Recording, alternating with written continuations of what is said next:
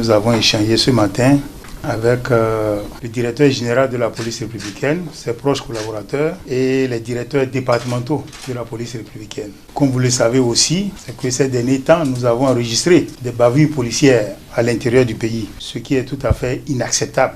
Nous avons constaté que certains agents de la police ont des comportements qui sont en porte-à-faux par rapport aux valeurs que la police républicaine veut promouvoir. Nous avons dit que la police républicaine est une police de proximité, une police intégrée, une police qui collabore avec les populations et une police qui promeut la coproduction de la sécurité. Alors, si des agents de cette police-là se livrent à des bavures policières, alors il y a problème. Il y a véritablement problème. C'est pour cela que nous avons invité les principaux responsables du secteur pour échanger avec eux et voir ce qui se passe au niveau opérationnel. Ce qui est clair, nous avons, à la fin de nos échanges, abouti à un diagnostic. Le diagnostic est qu'au niveau opérationnel, il y a une mauvaise organisation, un mauvais encadrement des agents. Donc il y a une amélioration à apporter à ce niveau-là, à la tête des unités territoriales, c'est-à-dire au niveau des communes. Il faut qu'il y ait un meilleur encadrement. Il faut que la désignation des agents pour accomplir des missions tienne compte de leurs capacités réelles et aussi de leur profil. Nous avons décidé de mettre aussi un accent sur les sanctions. Désormais, un agent qui va se rendre coupable de la mort d'un paisible, d'un honnête citoyen, doit pouvoir en répondre. On va lui appliquer la sanction maximale, c'est-à-dire 60 jours d'arrêt de rigueur. Il va passer devant un conseil de discipline qui va prononcer la radiation, et ce, sans tenir compte de la peine pénale qui sera prononcée par le juge. Toutes ces mesures vont nous permettre certainement de reprendre la situation en main et d'améliorer les capacités de notre police. En dehors de ces cas de bavure qui sont dus au mauvais comportement de certains agents déviants, la police, pour l'essentiel, fait quand même le travail sur le terrain. Les populations reconnaissent cela. Mais ce n'est pas une raison quand même pour qu'il y ait des bavures. Je veux pour finir rassurer les populations comme quoi toutes les dispositions sont prises pour qu'il y ait une amélioration notable. Les populations peuvent compter sur le gouvernement. Nous sommes en train de travailler. Nous allons redoubler d'efforts pour que la sécurité soit vraiment un acquis dans notre pays. Nous sommes venus défendre un budget de 360 milliards globalement. Vous remarquerez que ce budget est en baisse d'à peu près 12,50% par rapport à l'année 2024. En respectant les équilibres budgétaires, le cadrage qui nous a été donné, on pourrait penser que c'est parce que nous avons contre-performé qu'on nous donne moins. Mais ce n'est pas du tout le cas, puisque nous sommes en train d'évoluer vers la mise en œuvre des principaux projets et programmes du PAG. Tout dépend de la phase dans laquelle nous sommes et des ressources dont nous avons besoin pour finir correctement le travail qui nous a été confié. Le PAG 2, 2021-2026, est vraiment dans sa phase active à la vitesse de croisière. Je donne quelques exemples sur le programme Construction Habitat. Vous verrez très bien que nous avons très bien avancé sur la cité ministérielle, qui est presque finie. La cité administrative avance bien. Les cités administratives départementales également, le siège de la vice-présidente, le siège de l'Assemblée nationale, et aussi les logements de Wedo où nous avons progressé de plus de 50%. Donc les ressources dont nous avons besoin pour bien boucler ces programmes-là sont les ressources qui nous ont été affectées. L'objectif principal du PAG2 et du budget 2025, c'est de consolider les acquis, renforcer les réalisations de 2024 et assurer la bonne terminaison des projets qui sont lancés. Pareil sur le programme Ville et Territoire Durable, tout ce qui est asphaltage, assainissement que vous voyez, et dans ce cadre-là, nous sommes en plein dans la phase de asphaltage. Nous sommes très avancés dans le programme d'assainissement pluvial de Cotonou, les PAPVS, les programmes d'assainissement pluvial des villes secondaires avec le programme Big Brick de la Banque mondiale très engagé. Et tout ce qui concerne également la planification et tout ce qui est aménagement paysager rentre également dans ce programme-là. Pareil pour l'environnement et le climat où la gestion des déchets est au cœur de nos interventions. mais également la lutte contre les inondations, la protection côtière, tout ce qui concerne un peu nos efforts pour une meilleure résilience en termes de face au changement climatique. Tout ça fait que les eaux forêts également, nous sommes en train de finir la réhabilitation de 10 forêts classées sur les 48 que nous avons. Nous allons engager un deuxième programme. Aujourd'hui, avec la Banque mondiale, nous avons le programme le plus élevé en termes de financement pour toute l'Afrique de l'Ouest. Voilà un peu par rapport au programme Construction Habitat, au programme Ville et Territoires Durables, au programme Environnement, Forêt et autres. Les députés veulent avoir une idée précise de ce qui se fait. Donc, ils ont demandé un tableau de bord sur l'ensemble des projets. Vous imaginez que dans le secteur du cadre de vie et des transports, nous avons plus de 300 projets ouverts. Donc, les députés veulent savoir comment ça se passe. Est-ce que nous nous donnons les chances de réaliser dans les meilleures conditions tous ces projets-là? Et est-ce que, deuxième préoccupation, est-ce que nous conduisons un peu les tâches d'aménagement du territoire de façon équitable vis-à-vis de toutes les zones, de toutes les régions de notre pays? Est-ce que nous adressons les préoccupations qui sont les préoccupations essentielles et prioritaires des populations? Et voilà, après ça, il y a eu des préoccupations très pointues, des problèmes spécifiques concernant la gestion des déchets, concernant les zones qui seraient un peu des zones blanches non desservies, concernant des chantiers qui ne se conduisent pas bien. Autant de préoccupations qui sont des préoccupations spécifiques, mais qui concernent tout le monde. La représentation nationale a accompagné donc la présentation d'un budget de 6 milliards 340 millions, en augmentation de 45% par rapport à l'année dernière.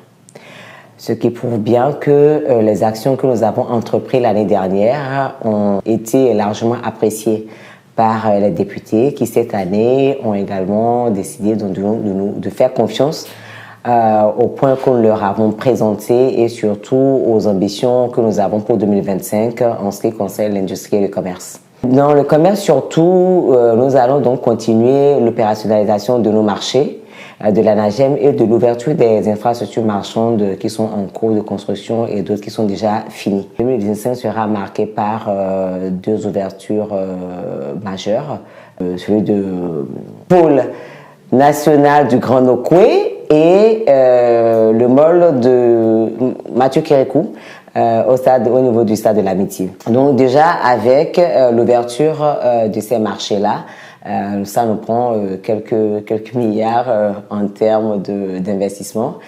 Et ensuite, nous allons donc continuer le contrôle qualité des produits qui correspond surtout à la protection du consommateur et l'accompagnement en termes de compétitivité et de qualité des produits manufacturés localement et les produits importés, les rares produits qui seront encore importés, surtout de grande consommation, où nous accentuerons donc là le contrôle qualité. Il y aura enfin l'accompagnement toujours de notre industrie, en plus de la zone économique spéciale de Glodjibé qui crée le plus d'emplois possible actuellement au Bénin. Donc, nous allons continuer à accompagner les investisseurs qui désirent implanter leurs usines et que ce soit des usines qui continueront d'absorber notre production locale. Nous avons souhaité néanmoins deux séminaires. Un séminaire pour présenter un peu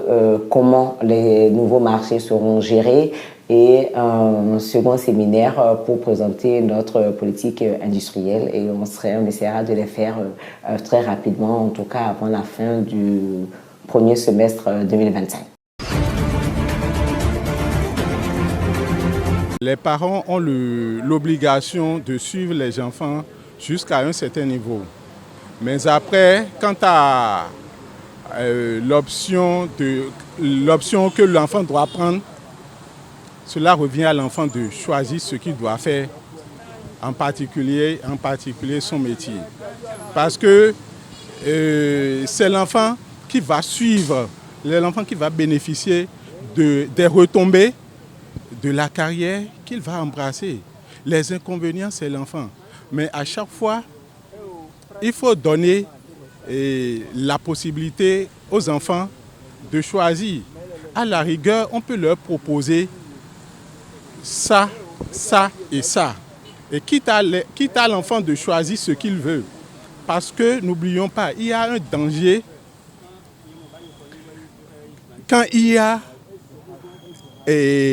obligation. Il y a un danger quand il y a imposition. Il y a un danger quand on force quelqu'un à faire quelque chose.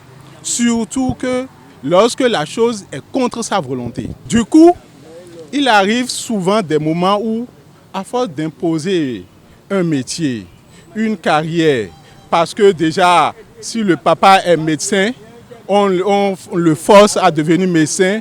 Quand il est ingénieur des travaux publics, on le force à faire les travaux publics. Je pense que ce n'est pas bon parce qu'à la longue, ça entraîne des maladies psychologiques chez l'enfant. Par exemple, la schizophrénie. La schizophrénie est une maladie qui relève de la psychiatrie. Si bien que les enfants à qui on a imposé quelque chose là vivent dans deux mondes.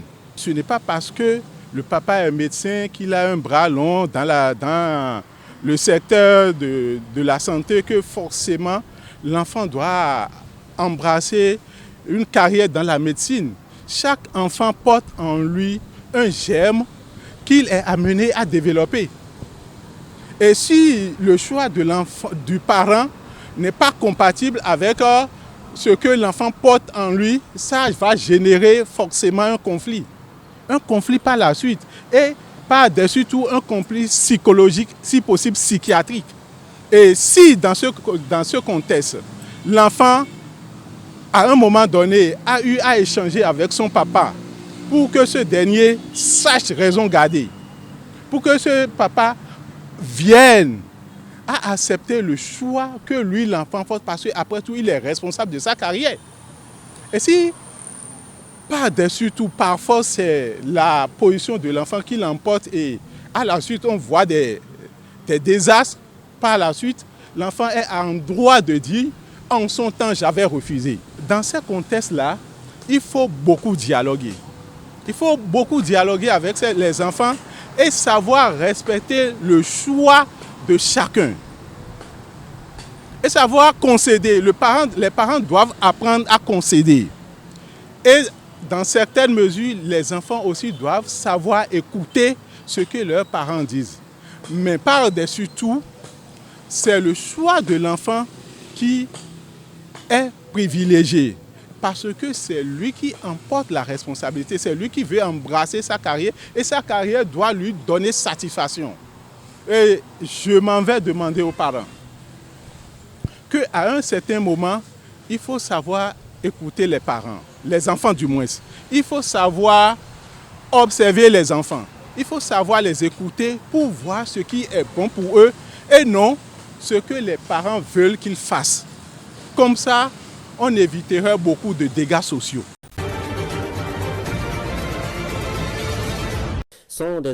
La menace était dans les tuyaux. Les militaires au pouvoir au Mali ont coupé mardi le signal de Joliba TV, une chaîne d'information très populaire dans le pays. La faute à une émission au cours de laquelle, il y a 2 semaines, un invité avait remis en cause la crédibilité du coup d'État présumé déjoué par les militaires au pouvoir au Burkina Faso. La solidarité entre juntes militaires faisant foi. Joliba TV avait reçu des autorités maliennes la notification du retrait de sa licence le 21 novembre. Mardi, la haute autorité malienne de communication a mis la menace à exécution aux grandes dames des journalistes de Joliba TV qui espèrent désormais que le signal de leur télévision sera vite rétabli.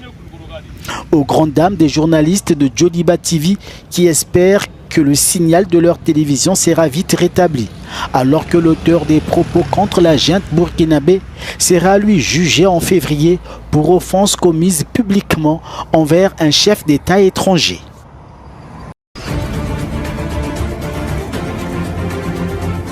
En Libye, une brigade militaire opérant dans le désert dit avoir intercepté lundi 300 personnes qui s'apprêtaient à traverser la Méditerranée pour rejoindre l'Europe. Selon le communiqué et les images relayées sur les réseaux sociaux, Brigade 444 ajoute multiplier les efforts pour lutter contre les passeurs accusés de trafic d'êtres humains. Les arrestations de migrants sont rarement signalées en Libye où des milliers de personnes sont détenues dans des centres de rétention aux conditions de vie souvent dénoncées. En juillet, l'ONU a révélé l'existence de fosses communes dans le désert libyen et appelé à l'ouverture d'enquêtes pour documenter ces faits. Sans réponse de la part des autorités libyennes, Volker Turk, haut commissaire des Nations Unies aux droits de l'homme, a souligné que les proches des victimes avaient le droit de connaître la vérité. Il a également affirmé que la responsabilité d'enquêter sur ces crimes incombe aux Libyens.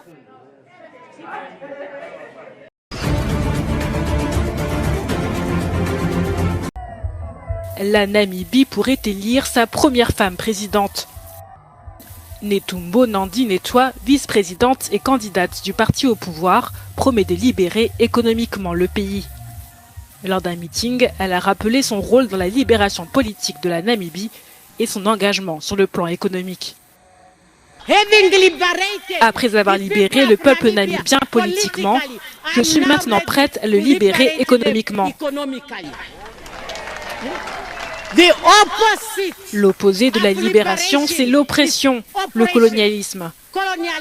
Ils veulent donc continuer à nous coloniser économiquement. Les électeurs namibiens sont appelés à voter ce mercredi pour choisir leur futur président et les membres de l'Assemblée nationale. Le leader du mouvement populaire démocratique, Mac-Henri Venani, a appelé les 1,4 million d'inscrits à se mobiliser pour un avenir meilleur.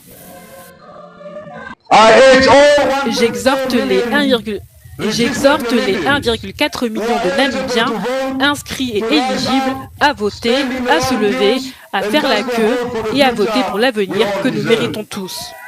Ensemble, nous pouvons inaugurer une nouvelle ère de leadership basée sur l'intégrité, la responsabilité et un engagement envers les droits fondamentaux. Les résultats des premiers votes anticipés montrent le parti au pouvoir en tête. Cependant, les performances électorales du parti se sont affaiblies ces dernières années, notamment après des scandales de corruption. Ma prédiction est que le parti au pouvoir gagnera peut-être avec un nombre réduit, en particulier pour la prochaine Assemblée nationale. Et à mon avis, c'est bon pour la démocratie, car l'arrogance du pouvoir est l'un des problèmes que vous trouvez en politique africaine. Si elle est élue, Netumbo Nandi-Ndaitwah rejoindrait des figures historiques comme Ellen Johnson Sirleaf au Liberia, première femme présidente élue en Afrique.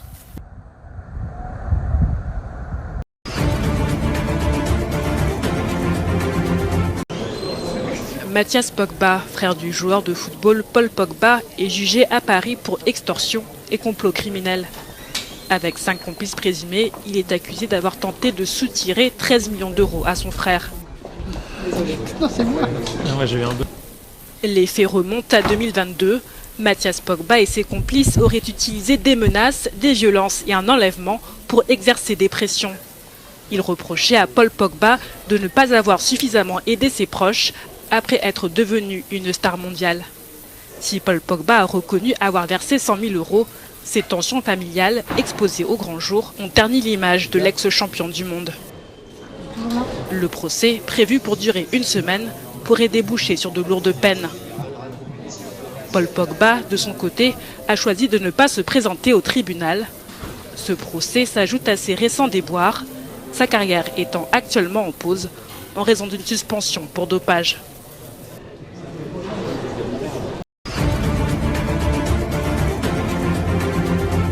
Les combattants de la liberté économique et le mouvement pour la transformation de l'Afrique continuent de demander des comptes au président Ramaphosa, insistant sur la nécessité de l'ouverture d'une enquête approfondie dans l'affaire Palapala datant de juin 2022. Tout ce que nous demandons, c'est que le président n'abuse pas de son pouvoir comme l'a fait Jacob Zuma à Nkandla, sa résidence privée.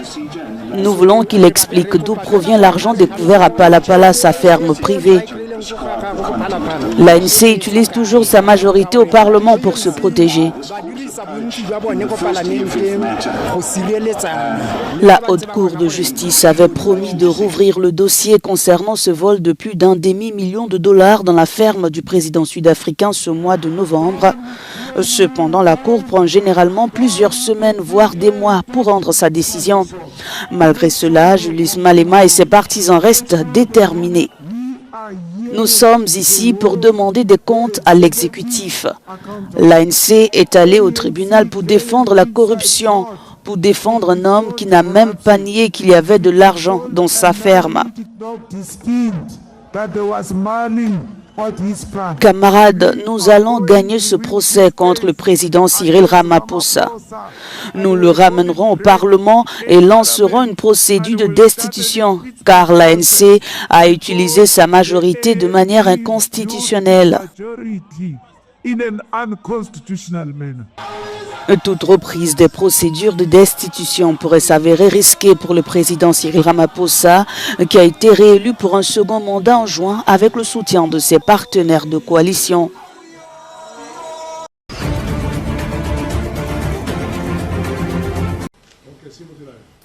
En Israël, une commission civile indépendante a accusé le Premier ministre Benjamin Netanyahou de porter une grande part de responsabilité dans l'attaque meurtrière du Hamas du 7 octobre 2023. La présidente du comité, la juge retraitée Varda Al-Sheikh, a évoqué un échec massif du gouvernement et des institutions de sécurité. Il est impossible de ne pas évoquer ceux qui portent la responsabilité de cet immense échec dans l'État d'Israël et dans l'histoire de la nation avant de nommer les responsables. Il est important de souligner, et nous le soulignons, que les événements du 7 octobre sont les résultats d'un échec et d'une érosion remontant à au moins 2 décennies. À titre personnel, Monsieur le Premier ministre Benjamin Netanyahou porte une responsabilité en vertu de sa fonction de Premier ministre et surtout parce qu'il occupe ce poste depuis plus d'une décennie. Cette responsabilité est à la fois générale et concrète. Le comité reproche à Netanyahou d'avoir ignoré des avertissements répétés et d'avoir affaibli les instances décisionnelles. Il appelle à une enquête officielle de l'État sur l'attaque, malgré l'opposition du Premier ministre qui préfère attendre la fin de la guerre.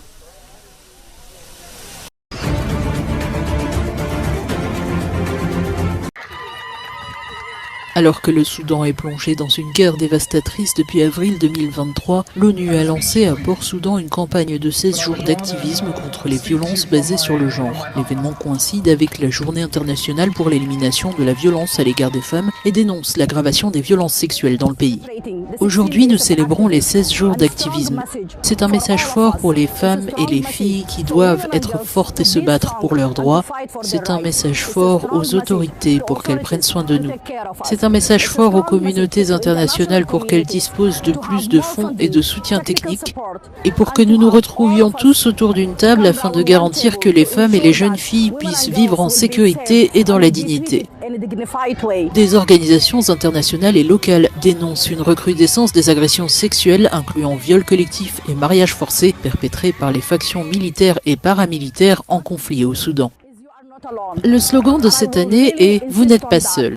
Les femmes et les filles et les garçons, les hommes qui ont survécu à la violence sexiste au Soudan ne sont pas seuls. Nous sommes tous là pour vous servir, pour vous aider et pour vous soutenir. Le conflit au Soudan a fait plus de 20 000 morts et forcé 14 millions de personnes, soit 30% de la population, à fuir leur foyer. Cette situation a engendré l'une des pires crises de déplacement au monde, aggravant la vulnérabilité des femmes.